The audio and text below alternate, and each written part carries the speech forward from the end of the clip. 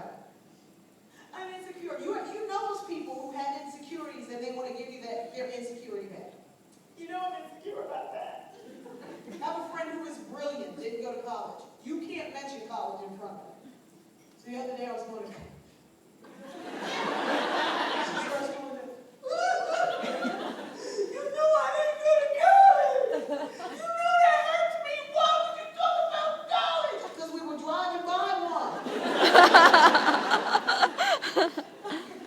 And one day she did this one time too many, and I think we were driving and I hit the brakes. And actually we were talking about, it was a bunch of people who were all sharing the same experience. We've gone to college. I'm a first generation college student.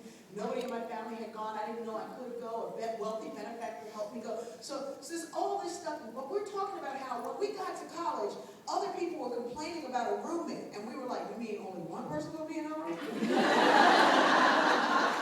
Nobody else is going to be in my bed?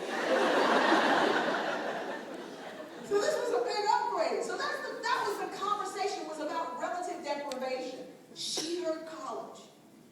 And we stopped to get gas, and she's like, I can't believe you brought up college, and everybody in the car has been to college. And I said, stop. You got choices here. You can either go to college or stop feeling that way. But I'm no longer going to hold your bag. That's your stop. So we start to feel uncertain about something in our own personal life. We start to look around, compare ourselves to others. That person who has it, and by the way, I had long, wonderful dreadlocks. I had a head injury 2 years ago. So the head injury, the foot injury, I'm really walking around going, you gotta be kidding me. So I see people with hair and I'm like, man, y'all got hair. and it will mess with you. So you start to compare yourself to, and you like, oh, long dreadlocks like mine.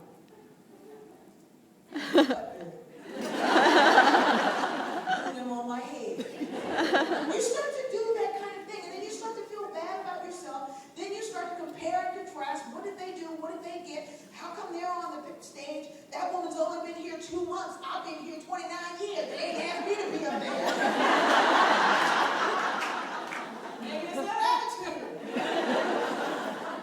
So we start to do that, and guess what happens? Instead of saying, let's work on me, like Sandra does with this conference every year, and that wonderful question that came earlier about this internal search, and every panelist said, look at you, work on you, learn new stuff. Instead of doing that, what do? We say, we're going to teach you to be better warriors. So you can combat each other like you're on a reality show. Because have you turned on the television lately? Have you seen this very not so subtle message of how women hate women? And will go to blows. So we're teaching you to be better warriors rather than working on this thing that's an uncertainty, because the definition of confidence is someone who is certain in an area or about a thing. So confidence comes with being certain, and as you heard earlier, it never ends. You're on a hiking trip, watching birds. Michelle's not the only birder in here. I am a birder. My whole family are birders. They're not good birders because sometimes they get loud. Oh, there it is! Oh, there it went!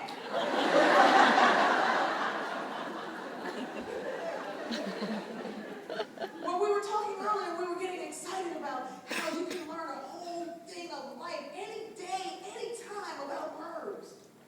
I have feeders attached to my windows and all around the house and different plants and things to attract certain birds. And you can watch those birds, and some will come and sit and eat until they burst.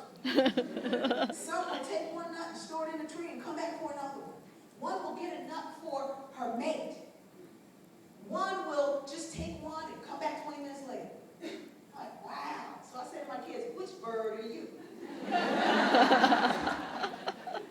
To have that whole thing. So this comparing and contrasting that we do on a regular basis because we're not feeling good about ourselves.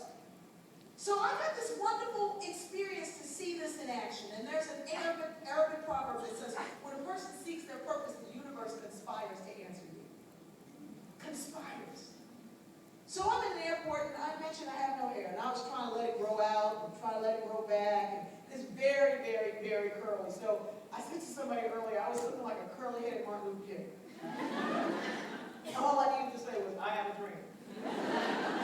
So my hairdresser at the time decides she's going to cut down into it to texturize it to make it curlier. You can't make this stuff no curlier. But it looked good when it was wet. And it dropped.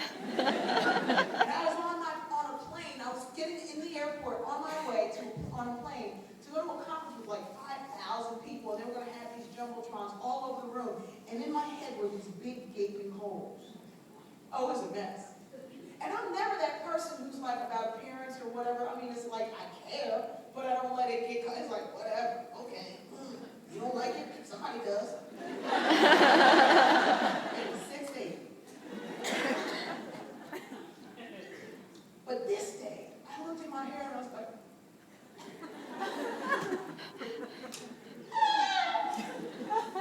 big gaping holes all over. Now I'm already, not accustomed to not having hair.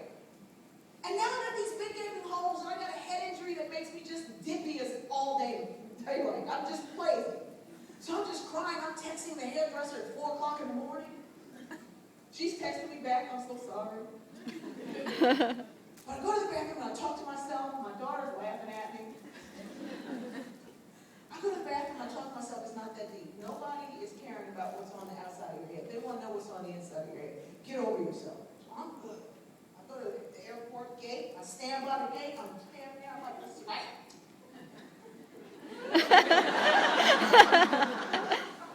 Up walks Malibu Barbie.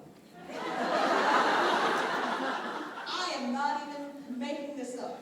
This woman was tall, long, fit, stuff sat up on her where mine had never been. She was shapely, curvy, perfect. She had on a sweater dress that hugged the right stuff. She was dripping in diamonds. She was tan. She had long, thick, blonde hair, and she was gorgeous. Then she did something that was just painful. She turned, smiled at me, and said, "Hi, how are you?" You got the nerve to be nice, too?